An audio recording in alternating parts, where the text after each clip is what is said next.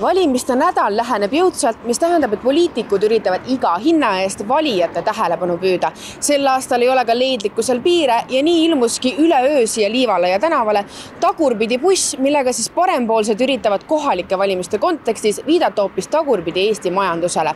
Ja kui muidu kuulub valimiste juurde konfekt ja pastakas, siis tundub, et midagi head parempoolsed siia valijatele jätnud küll ei ole. Kui sa oled uus tulija, siis sa võid nagu lubada endale selliseid veidike rebelimaid nagu väljaütlemise ja väljaastumise. Kui sa oled vana tegija, siis sa pigem hoiad oma valijaskonda ja ei tee midagi sellist, mis neid eemale võiks peletada. Buss on, ütleme siis meie pikett, et kui teised käivad siin kuskil plakatitega seismas, siis meie protesteerime niimoodi siis valitsuse tegevuse vastu Eesti majanduse lämmatamisel. Mis on vahed Eesti erakondadega on see, et meie ei tooda nänni.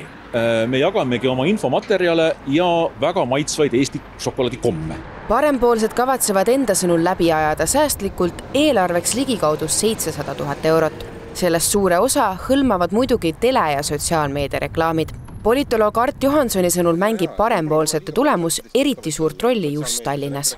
Kui näiteks Eesti konservatiivne rahvaerakond ei ületa künnist ja samuti kui parempoolsed jäävad nii-öelda joone alla, siis on selge, et Keskerakond võib saada nii palju kohti lihtsalt sellest kaotsi läinud häältest. See pole aga saladus, et Tallinna favoriidi ehk Keskerakonna rahaline seis on kehv. Olenemata sellest hakkab tänavatel ja sotsiaalmeedias roheline värv tugevalt silma. Põhja-Tallinna esinumber Anastasia Kovalenko-Kõlvart korraldas rahvale lausa suure sünnipäevapeo.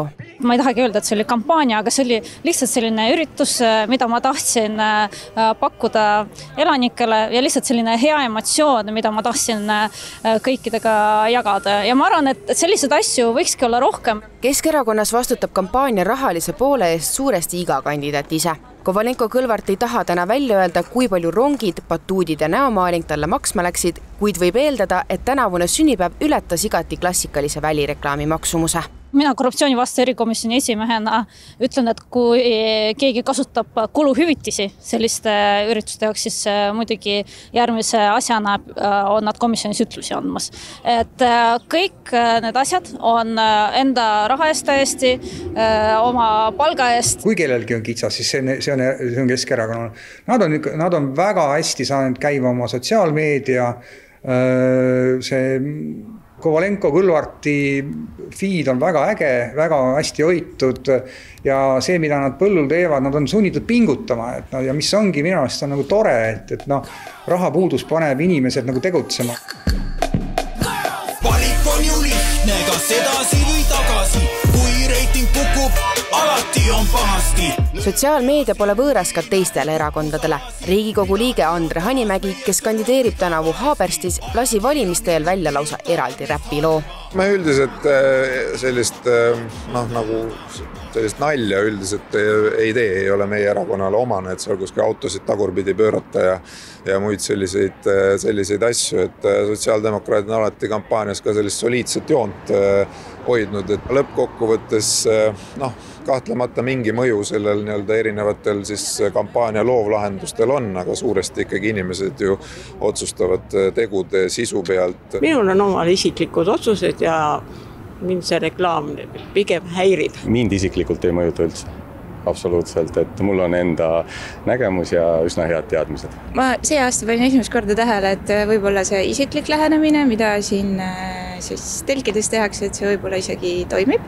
See, et sotsiaaldemokraadid Tallinnas valimisi täie tõsidusega võtavad, paistab loovlahendustest siiski silma. Reklaamide alla pannakse tänavuga tunduvalt suurem summa, mis ulatus ligikaudu 1 miljoni euroni. Kõige paremini toimib aga alati konkurendiga vastandumine. Selge on, et nende valimiste põhiküsimus on lihtne, et kas sotsiaaldemokraatide juhtimisel edasi või Kõlvartiga tagasi. Suurtest erakondadest on kõige tagasihoidlikum kampaania tõenäoliselt Isamaal. Reklaamiekspert Urmas Vilman toob välja, et tegelikult ei loegi, kuidas oma näo valijateni viid, vaid millise sõnumiga sa seda teed. Seetõttu keskendutakse rohkem riiklikele teemadele kui kohalikele probleemidele. Tegelikult ega see Isamaa kampaania ei ole ju, see on täiesti nagu nii suht vilets on ju ja sest et hetkel ju keegi mingit muutust ei oota peale seda, et muutus seisneb selles, et Reformierakondast asemel oleks keegi teine. Ma ütleks, et me ei pinguta üle ja me ei tee narrusi. Me ei pea ka õigeks sellist lihtsalt raha põletamist ainult plakatitesse ja reklaamidesse, et tegelikult kõige tähtsam on inimestega tänava peal suhelda ja kuulata, mida nemad tahavad. Isamaa valimiskampaania eelarvet veel välja ei julge öelda, kuid tegemist on kindlasti 6-kohalise summaga ning rohkem kui 500 000 euroga.